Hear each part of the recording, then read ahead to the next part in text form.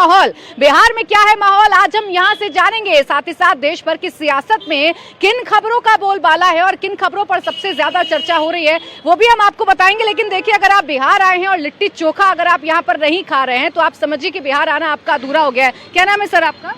अजय जायसवाल। यहीं के रहने वाले हैं आप? नहीं, बाहर के। कहाँ के रहने वाले? बंगाल। बंगाल के रहने वाले हैं। कब से रह रहे हैं यहाँ पर? मैं विजिट पे आया हूँ। अच्छा, विजिट पर आए। आप भैया? तो बिहार के रहने वाले। बिहार के ही रहने वाले। क्या है यहाँ का माहौल बिहार का? ठीक ही है।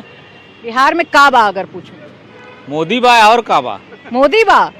क्यों, तेजस्वी तो खूब प्रचार प्रसार कर रहे हैं। ऐसा कुछ नहीं है। तेजस्वी पे यकीन नहीं है? बिल्कुल नहीं है, मोदी का पर यकीन है। मोदी ने क्या काम किया आपके? अच्छा काम किया, देखिए लिट्टी चोखा खा रहे हैं और क्या है। देखिए, लिट्टी चोखा खा रहे हैं और लिट्टी चोखा खाते खाते यहाँ सियासत की भी बात हो रही है। भैया आपका क्या नाम है? इधर देख लो भैया जरा, इधर इधर कैमरे की तरफ मुड़ जाओ। क्या नाम है आपका? राजू प्रसाद। लिट्टी चोखा बनाते हैं आप? जी। सही चल रही है दाल रोटी? सही चल रही है। सही चल रही है। इस बार किसकी सरकार बनेगी? ये राजनीतिक है, राजनीति में कोई नहीं जान सकता किसकी सरकार बने। कौन सा नेता आपको अच्छा लगता है? नेता तो सब अच्छे हैं। सब अच्छे, तेजस्वी, मोदी जी।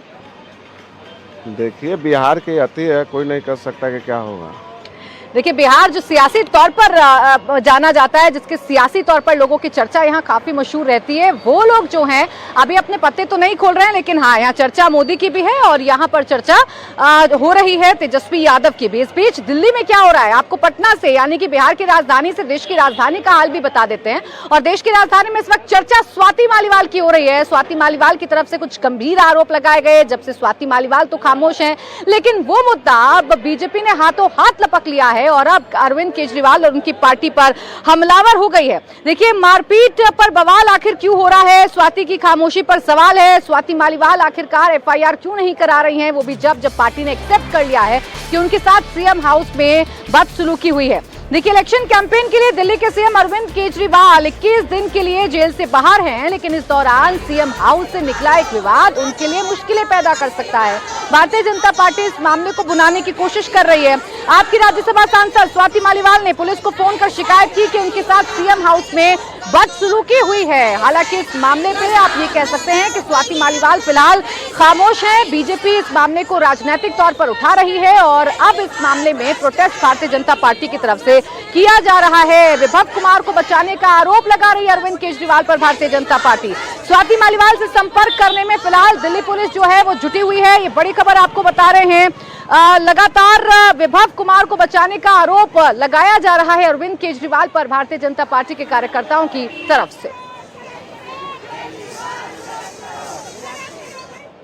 आम आदमी पार्टी की राज्यसभा सांसद स्वाति मालीवाल के साथ जिस तरीके से सीएम आवास के अंदर बदसलूकी की गई, उसके विरोध में भारतीय जनता पार्टी दिल्ली प्रदेश कमेटी की ये सभी महिला कार्यकर्ताएं यहाँ पर इकट्ठी हुई हैं और विरोध प्रकट कर रही है कि महिलाओं के सम्मान में ये सभी लोग वो क्या चाहती है, क्या मांगे? हम इंसाफ चाहते हैं। जो महिलाओं पे अत्याचार कर रहे हैं, महिला को एक उसका स्टाफ उसको धक्का मार के वहाँ से निकाल रहा है, ये महिलाओं के साथ नहीं ऐसे होना चाहिए। महिलाओं के साथ वो गलत कर रहे हैं। और जब इन्होंने मुद्दा उठाया, कभी शराब का मुद्दा उठाते हैं, कभी कुछ, सब कुछ हर अत्याचार वो महिलाओं पे ही करेंगे। क्या उनको और कोई नहीं मिलता? जेल से बाहर आते ही महिलाओं पे अत्याचार शुरू कर दिए। हम ये कहेंगे, जब स्वाति मालीवाल जो डीसीडब्ल्यू के अध्यक्ष भी रह चुके हैं, जब उतनी प्रतिष्ठित महिला के साथ ये करते हैं तो एक आम महिला के साथ ये कितना भद्र व्यवहार करते होंगे। इनको तो सुप्रीम कोर्ट संज्ञान ले और उन्हें तुरंत वापस जेल भेजा जाए। आज दिल्ली महिला मोर्चा की सभी महिला कार्यकर्ता यहाँ पर उतरी हुई हैं। चूंकि चांदीग्राम ये अखाड़ा है, यहाँ से ये रोड सीधे सीएम हाउस की तरफ जाता है और इसी रोड पे सभी महिला कार्यकर्ता इस समय प्रदर्शन कर रही है।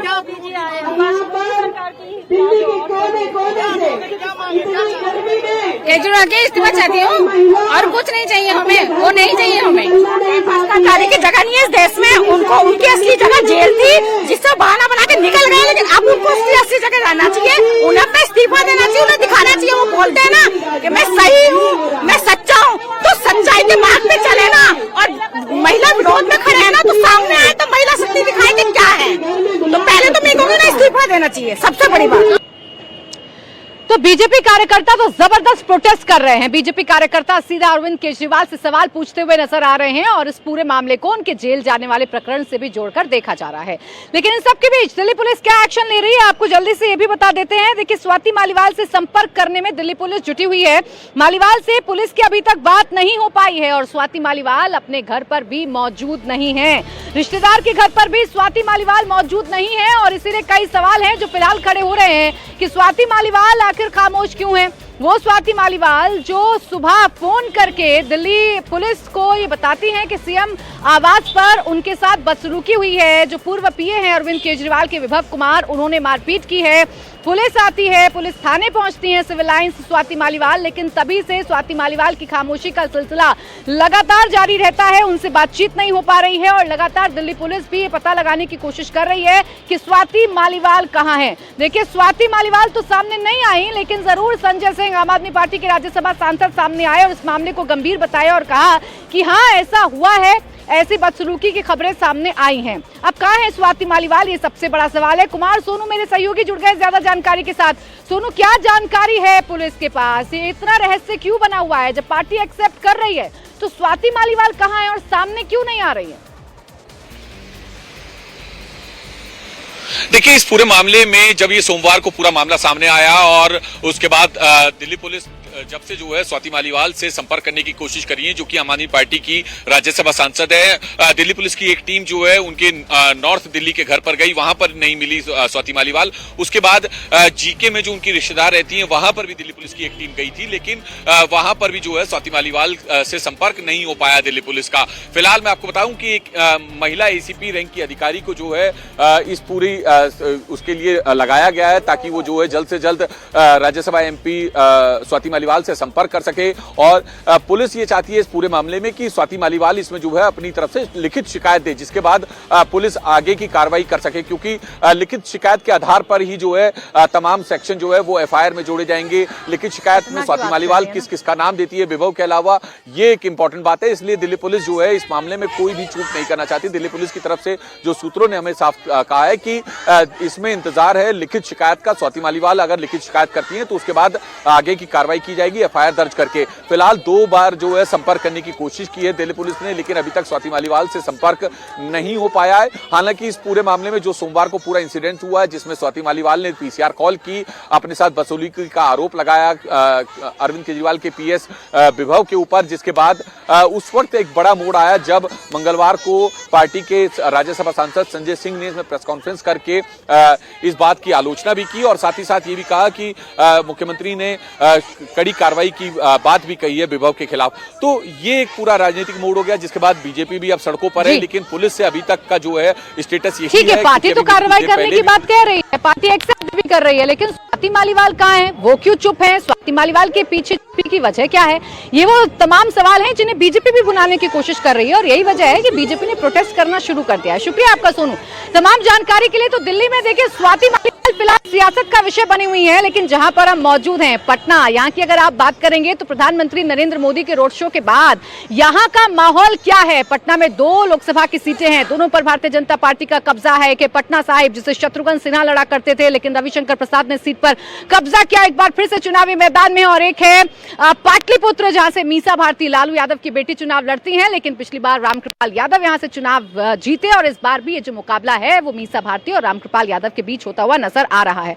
अब देखिए, गर्मी बहुत है, लस्सी भी लोग पीते हैं और लस्सी के साथ भी करते हैं सियासत की बात। क्या नाम है दादा आपका? मेरा नाम सुशील प्रसाद है। सुशील जी यहीं के रहने वाले हैं? जी हाँ। कितने सालों से है आपकी ये दुकान यहाँ करीब हो गया 20-22 साल हो गया। अच्छा बताइए, तो व्यस्ततम चौराहा लग रहा है, डाक बंगला चौराहा, मुझे क्या यहाँ पर चर्चा सियासत की हो रही है? पीएम मोदी के रोड शो के बाद कैसा माहौल है? पीएम मोदी को आना ही है, रामकृपाल को हर हाल में जीना है, जीतना है, हर हाल में जीतना है। कुछ काम किए उन्होंने? इसलिए कि देहाती क्षेत्र का नेता है। ये मीसा भारती शहरी क्षेत्र है, कभी हुल्की नहीं मारेगा देहात में जाके। ये पहली बार गया है, उसके बाद फिर देहात को हुल्की नहीं मारेगा। हम लोग देहात के हैं, रामकृपाल को जखनी बुलावेंगे, जखनी चलाता है। अब तेजस्वी यादव हो, मीसा भारती हो या उनके घर के सब नेता हो, सब कह रहे हैं फालतू है, सब गद्दी का लालच है, ये सब फालतू है, गद्दी किसकी लालच है? रामकृपाल है कि वो बच्चा फोन करेगा तो पहुंच जाएगा गांव में। देखिए, सांसद के काम की चर्चा यहाँ पर हो रही है, रामकृपाल यादव के काम की चर्चा हो रही है और मीसा भारती जिन पर परिवारवाद के आरोप लगते हैं लालू यादव पर। क्या नाम है आपका? महेंद्र नाम है। रिक्शा चलाते हैं आप? हाँ यहीं पर इसी इलाके में? हाँ, इसी का इलाका। क्या लग रहा है इस बार माहौल आप लोगों को, क्या चलेगा बिहार में? बिहार में मोदी जी चलेगा। मोदी जी ऐसा कुछ काम किए मोदी जी ने? काम तो गरीब की कम से कम 5 किलो अनाज दे रहे हैं, शांति से रिक्शा चला रहे हैं। हाँ। अच्छा ये बताइए कि मीसा भारती और जो तेजस्वी यादव घूम घूम कर खूब प्रचार कर रहे हैं आजकल, खूब बता रहे हैं कि उनके पिताजी ने और उन्होंने क्या किया, उन पर यकीन नहीं है आपको? नहीं, हम लोग का यकीन नहीं है। नहीं है ना। क्यों, क्या हो गया? तेजस्वी यादव से नाराजगी क्यों हो गई? नहीं, नाराज क्या होंगे, नाराज तो उसके बाबूजी से नाराज है कि भाई रोड पर हम लोग चलते थे तो छीन छोड़ लेते थे सभी। गुंडागर्दी? तब गुंडागर्दी बहुत ज़्यादा होता था। कम हुई गुंडागर्दी बिहार में? पहले होता था, अभी नहीं हो रहा है। अब देखिए गुंडागर्दी यानी कि बिहार में जब आप आएंगे तो लॉ एंड ऑर्डर को लेकर चर्चा यहाँ बहुत होती रही है, और अब जब आप बात करेंगे बिहार में तो लॉ एंड ऑर्डर की समस्या कितनी कम हुई है और कितनी ज्यादा है, इस पर लोग बात करते हुए नजर आ रहे हैं। तो एक तरफ बिहार का माहौल आप लगातार जान रहे हैं, चर्चा मीसा भारती, तेजस्वी यादव, रामकृपाल यादव, रविशंकर प्रसाद और सबसे ज्यादा प्रधानमंत्री नरेंद्र मोदी की हो रही है। लेकिन दिल्ली में जो बवाल बढ़ा हुआ है उसमें आखिर स्वाति मालीवाल कहाँ है, ये सबसे बड़ा सवाल है। देखिए इस बीच आम आदमी पार्टी ने जरूर मान लिया है कि स्वाति मालीवाल के साथ बदसलूकी हुई है, लेकिन सवाल यही है कि आखिर कब विभव कुमार पर एक्शन लेंगे केजरीवाल, कब विभव कुमार पर कोई एक्शन लिया जाएगा। क्या कहा है आम आदमी पार्टी ने, आइए आपको जल्दी से सुनवा देते हैं। अरविंद केजरीवाल जी के आवास पर स्वाति मालीवाल जी मिलने के लिए पहुंची थी, ड्राइंग रूम में इंतजार कर रही थी। इस बीच विभव कुमार जी वहां पे आते हैं और उन्होंने स्वाति मालीवाल जी के साथ बहुत बदतमीजी की, अभद्रता की। इस पूरे मामले की जानकारी 112 नंबर पे कॉल करके स्वाति मालीवाल जी ने पुलिस को दी। इस घटना की जितनी निंदा की जाए कम है। अरविंद केजरीवाल जी ने पूरी घटना को संज्ञान में लिया है और इस पूरे मामले में सख्त कार्रवाई करने को कहा है।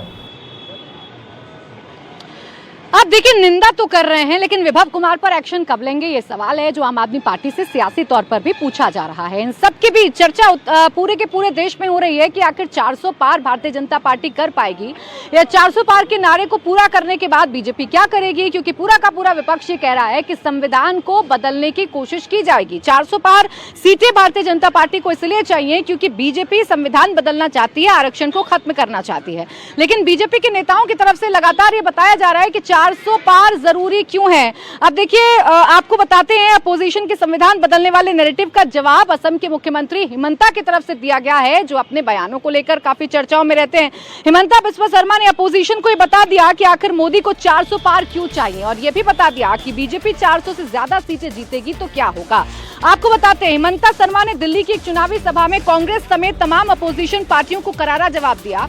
असम के मुख्यमंत्री हिमंता ने बताया कि जब 2019 में देश की जनता ने 300 प्लस का मैंडेट दिया तो अयोध्या में भव्य राम मंदिर बना था, और अगर इस बार 400 प्लस जैसा मैंडेट मिलता है, 400 पार सीटें अगर होती हैं तो श्री कृष्ण मंदिर बनेगा, काशी के ज्ञान वापी में बाबा विश्वनाथ का दिव्य मंदिर निर्माण होगा। इतना ही नहीं, हिमंता बिस्वा शर्मा ने यह भी कहा कि अगर बीजेपी 400 सीट जीती तो पीओके भारत का हिस्सा होगा। क्या कहा हिमंता ने, सुनवाते हैं आपको। मैं इसलिए कांग्रेस को बताना चाहता हूं कि हमें 400 सीट क्यों चाहिए। अगर हम बोलते जाओ तो आपको आईसीयू एडमिट होना पड़ेगा, आपको अस्पताल जाना पड़ेगा, इससे कोई और उपाय नहीं है।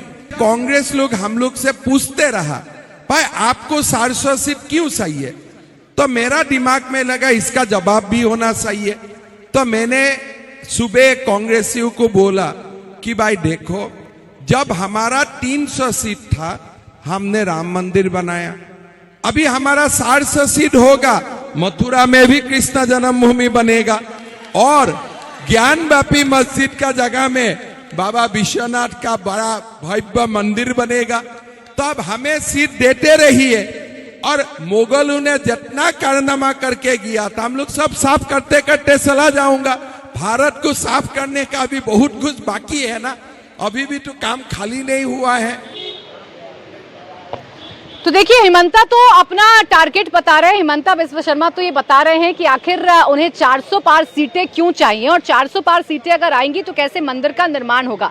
चाय की चुस्कियों पर पटना में क्या हो रही है चर्चा, आइए ये भी कर लेते हैं बात। देखिए सुबह सुबह चाय की चुस्की यहाँ पर हो रही है और साथ के साथ अखबार भी पढ़ा जा रहा है। क्या नाम है आपका?